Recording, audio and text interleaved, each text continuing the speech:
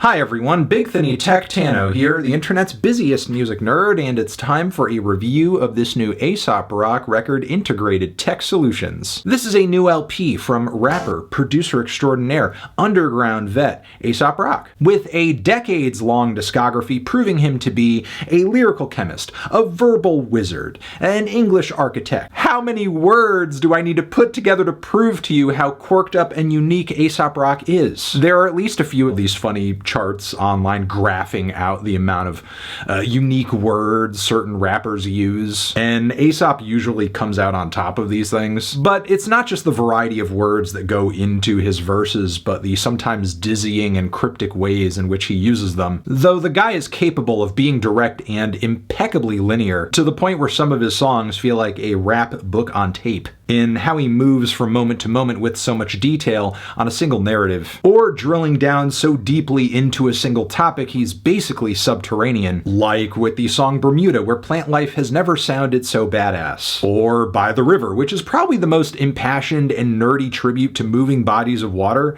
you will ever hear in your life, with a jazzy beat to boot. There's also the track Mindful Solutionism, which kind of sets off the album's partial theme of a future tech dystopia, going all the way back to the invention of the wheel, and then fast forwarding to robotic limbs and automated jobs, the way our technological advances currently destroy and imprison us with deadly weaponry, or microplastics, or little screens full of buttons that we can't stop staring at. There's the track Pigeonometry too, which is about another obsession, pigeons, complete with pigeon samples in the beat, mind you. And on this track, Aesop is just in awe of these birds, their shape, their survival instincts, the biases against them societally as well, talking about how genealogically they are related to doves, and doves often have a much more positive perception. Did I mean taxonomically? Either way. The track eventually moves into this spiel about Da Vinci contraptions, how Aesop is in awe of those, as well as his drawings and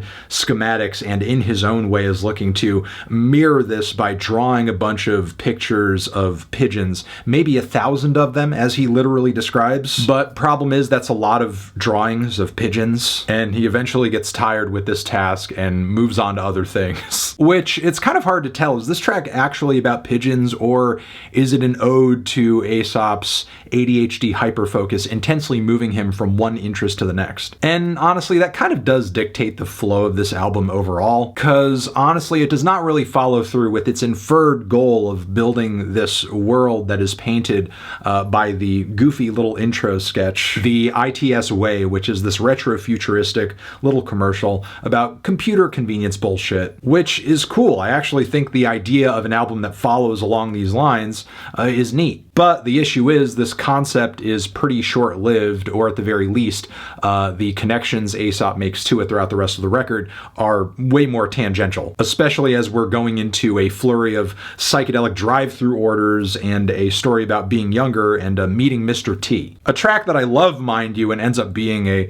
kind of cool and funny commentary on worshiping icons and having people to look up to. There's even a chorus on the track that kind of incorporates some of Mr. T's key catchphrases. There's an even greater story deeper into the record about a homeless guy that busts into Aesop's place and is just like running amok. The insanity of the whole situation would have made a good song in and of itself, but he actually packages this tale up into a piece of commentary about this guy's lack of help in society and options when it comes to doing better for himself, as he is clearly struggling with mental illness and has nowhere other than the street or jail to go. My point is, this album feels more like a loose collection of tracks than it does a complete macro picture. I think by comparison, Spirit World Field Guide had a bit more follow through in terms of its interdimensional explorations, though I will say, still to this day, I do find that record to be a little hard to make heads or tails of, just because of how surreal it is. With that being said, though, the lack of an overall strong concept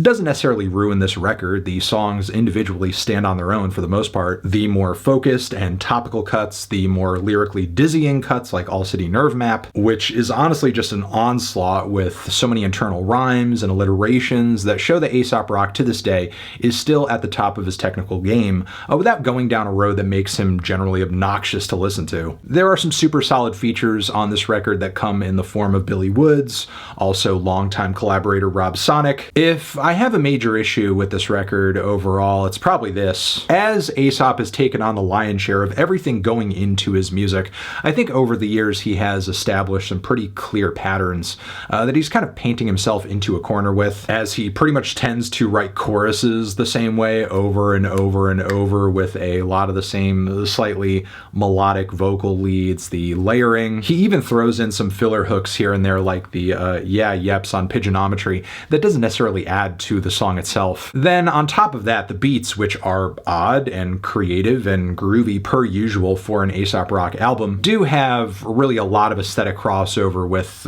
pretty much everything instrumentally from his past couple of solo records. It's like there's a specific formula now for an Aesop Rock beat that makes it sound like a lumbering mutant android swamp monster lurching toward you from a black lagoon. And while it is a sound and a vibe that is unique to Aesop Rock's music, it's something I can only hear so many variations of before things start to get a bit samey musically. I think we have a relatively weak finish for this record as well. The closer is kind of unceremonious too, not to mention that the chorus from Nikki Jean on this track, Black Snow, just feels so overly dramatic considering how the beat and the vocals just kind of feel so alike to everything else on the album. The track obviously is not really going for a blowout, and the final mention of, ITS not being a cult is just kind of a sour reminder that the overall concept of this thing wasn't really completed all that well. While I did find a lot of likable tracks on this LP, more or less I think this album overall is just kind of on par for where Aesop Rock is at creatively. And even if Aesop Rock on an average day is 10 times better than just about any other rapper out there, it still kind of feels like he's treading water on this record a little bit, and that manifests in tracks and beats that feel a bit redundant, like they're just not really adding that much to the album overall. In fact, they're just kind of watering down the overall focus of the record, because this album is just over an hour, feels very dense, a little bloated for being so, and doesn't exactly have, again, the strongest follow-through, through line, doesn't tie up the concept all that well. But hey, at least there's a lot of weird bangers on this thing. I'm feeling a light to decent 7 on this one. Transition, have you given this record a listen? Did you love it? Did you hate it? What would you rate it? You're the best, you're the best. What should I review next? Hit the like if you like.